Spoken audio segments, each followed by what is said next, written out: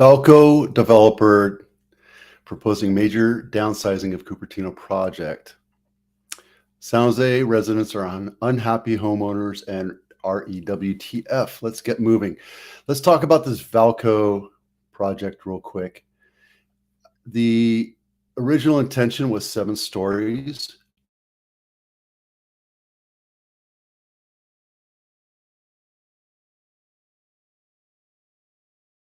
No Vallco, it was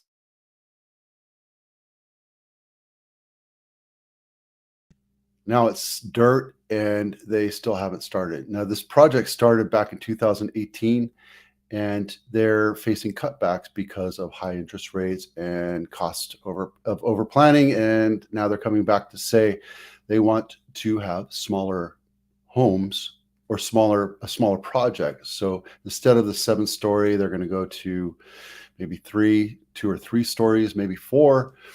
But it's just something where people will be able to enjoy living for a while and then move into larger homes. So there's going to be 2,400 apartments. It's actually going to be almost 2,700 projects now, but it's a 50% less of the homes are going to be below rate. But now that will be down to 890.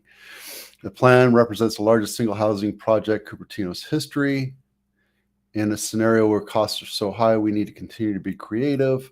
It's always overplan and then shrink back. If you look at the history of Santana Row, we had the same problem.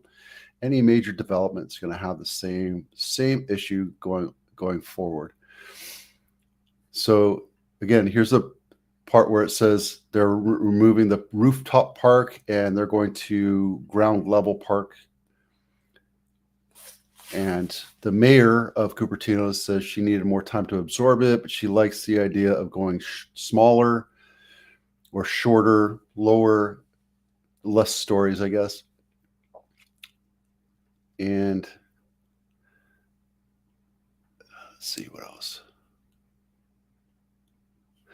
The good thing though here is that we need more housing, right? It's a no-brainer. We've needed more housing for a really long time.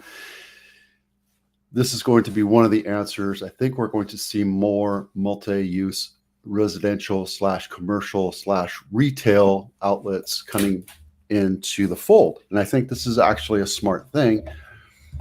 There's a lot of people saying that large metropolitan areas don't like it, but every metropolitan area has different areas, different cities that abut to it. So like Cupertino and Sunnyvale and Santa Clara, they have larger building projects with housing and retail on the bottom.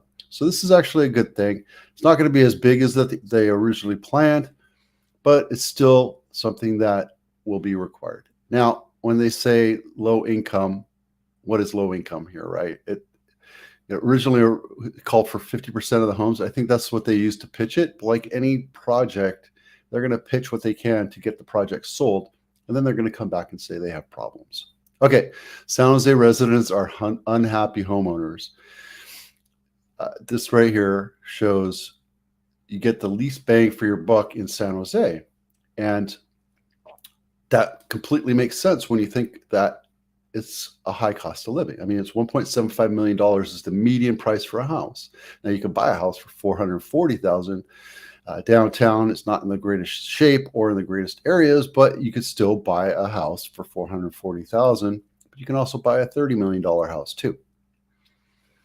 Now, it's not about the traditional, I want to be a homeowner, the American dream. It's about needing a place to live that's going to build equity, and it's going to allow us to not have to worry about being a renter, which comes with undue issues. Now, earlier on in the week, I mentioned something about it actually costs less to rent a house than it is to buy a house, because right now you can rent a house for about $4,500 to $6,500 for a home in San Jose, where a $1.7 million house would cost you about 15 grand a month. There you go. Now, 2 years ago, we had a major wildfire, forest fire, firestorm, so to speak, of home buying, which jumped prices up because the cost of money was so low that people couldn't afford not to buy a house. But then because of competition, there's so many people that want to buy houses, it pushed the prices up. On top of that, yesterday we talked about the hedge funds being pushed out because they're buying up swaths of property, making it less affordable for individual homeowners to buy. And I see both sides of that, right? Now, we're going to be stuck with rates of 5 to 6% in the near future. Right now, we're at 7%, which still keeps it unaffordable, but it still makes it very difficult for people to buy houses in San Jose and the surrounding areas. And that's part of why we're talking about this. We're talking about it to get it flushed out so we can have communication with our clients, but also with our legislature and our politicians to have problems like this become less of a norm. There's no end in sight as to what these properties are going to go for. I think we're going to see prices go up a little bit. And I think that down here it says something about, there's going to be 18.5, an estimated 18.5% decrease in home sales in 2024, which if you look, we're already low, right? Is this it? Yeah, we're 25% lower than where we were last year as far as volume is concerned. And the average closes per week are down quite significantly too, close to 30%. Let me open that up so you can see what I'm talking about. There you go. So our average sales volume per week is billion a week. Last year it was 1.4 billion, and that's down 25% from last year. And this is average closes last year versus average closes this year. We're ranging about 700 on average closes a week, just in the 10 county areas, right? Okay, let's have a little bit of light fun here. Where is this one? I lost it. Not that one. There you go.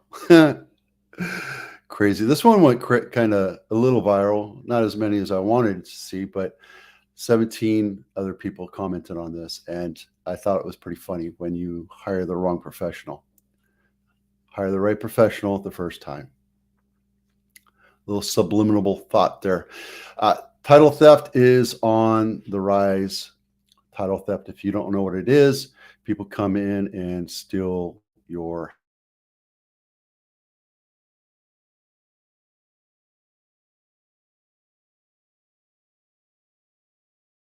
happening more and more. Be careful about it. If you